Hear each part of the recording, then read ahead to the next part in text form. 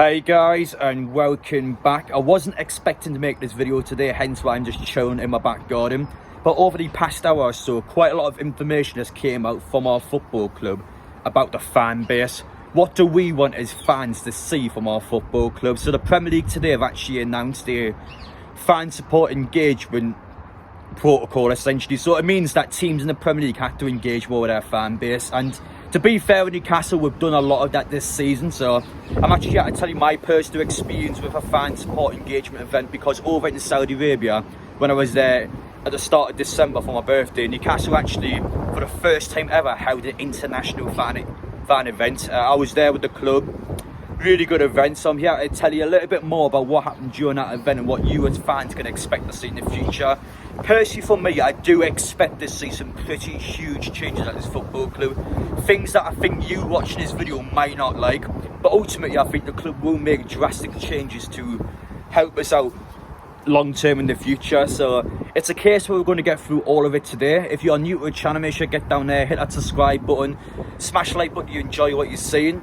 And without further ado, let's get into it. So to begin off with, we're going to talk about my time over in Saudi Arabia and what actually happened at Newcastle's first ever international fan engagement event. So the main reason why the club did the engagement event is because they wanted to hear stuff from us, the fan base.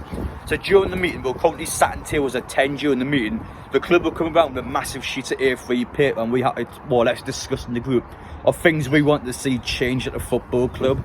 Now, I think one of the things I put down personally is that I wanted to see more fan engagement events. I think the club every single season should do at least one in Newcastle.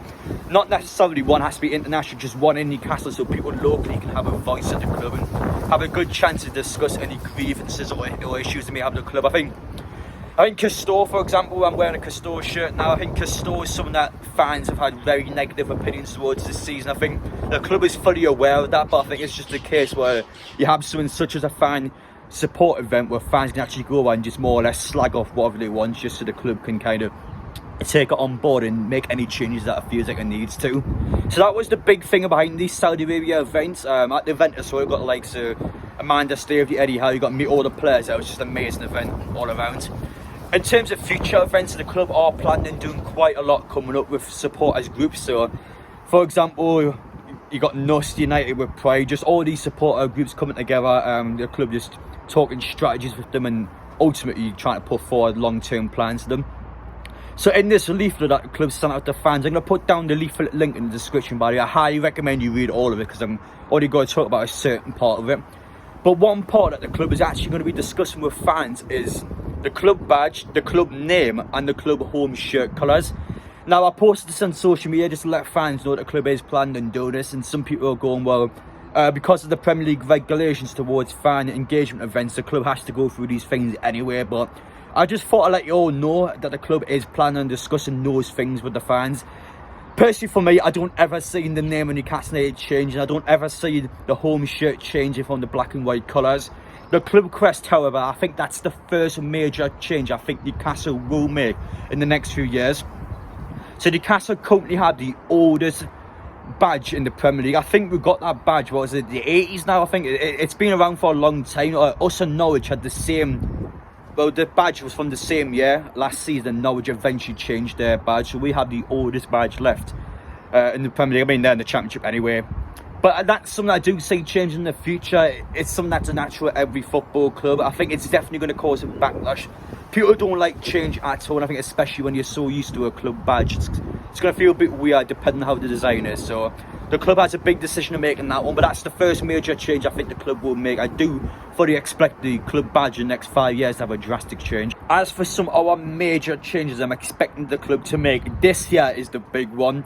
If you remember back in 2012 when Mike Ashley was, of course, still owner at this football club, he changed the name of St James's Park to the Sports Direct Arena, and that got massive backlash from fans as a result. I think the big point of Mike Ashley as well is that, you know, for the money he's going to be generating from the name change, he's not going to put it back into the football club anyway. So just the fact that Mike Ashley is spatting us even more by changing the name to the Sports Direct Arena is just a laughing stock one. I mean, we've had some bad years as a Newcastle fan, but I mean, we have seen a name change at St James's Park before. That's one thing I honestly think the club will do in the future. I think with the PIF, with more Saudi Arabia sponsorships coming into the football club as the likes of Funny 88 eventually disappear, I do expect this one to change, and I think the club is solely going to do it because of the amount of revenue that the club will be pulling in from the fact that St James's Park is now named, I don't know, the Saudi St James Arena or something like that. It'll be a case where they put a sponsorship and sort of mix it in with the St James's Park name. It's going to look a bit weird. For example, you've got the Emirates Stadium, the Etihad Stadium. We've got quite a few, I know Brighton in the Premier League's got an R in as well, so you've got quite a few in the Premier League where it is sponsorships and companies and businesses that actually have the name license of Newcastle. So I'm expecting that to change. I think that's going to definitely get a massive backlash from fans, but ultimately I think the club's going to do so. Under financial fair play, we can spend more money in the transfer window. And whether you agree with that or not, it's another question, but I just want to put forward that idea now that the club a good few months ago was heavily suggesting this, and I think the club has got to a stage where it's actually fully suggesting this idea. It makes the assumption to me that Newcastle would make quite a lot of money from the name being changed to St James's Park to a Saudi Arabia sponsorship instead. So that's one thing I do generally think the club is going to do. Expect that one to change in the future. I think that's going to be a huge drastic change that fans are going to have to get used to. Finally, before we wrap things up in this video, I just want to quickly discuss again about the fan support and engagement events coming up in Newcastle for the supporters groups.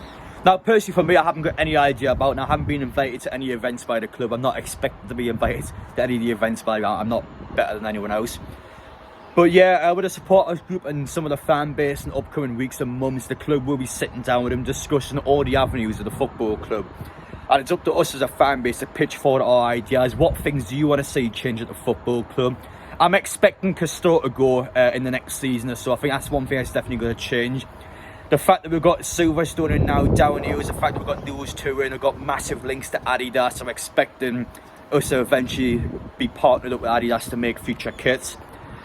Funny 88 as well. We've got some major problems with Funny 88, which I will be discussing in tomorrow's video. Funny enough, actually, my video tomorrow is quite similar to this one, so it's kind of a good time to get both the videos done. But as for Funny 88, we've got a couple of major problems with them. One being it's a gambling sponsor.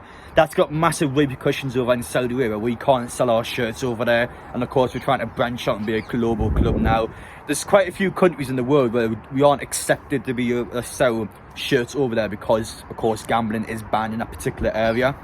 And secondly, Funny 88 actually generates the least amount of revenue in the entirety of the Premier League towards a football club. We aren't making enough money from them. It's that simple. Funny 88, to be fair, very good with fans and social media. They do get involved a lot. They even got involved with me a few times, but ultimately, we're not making enough money from them. So that's another thing I'm expecting to change. Probably at the end of the season, if not one more year.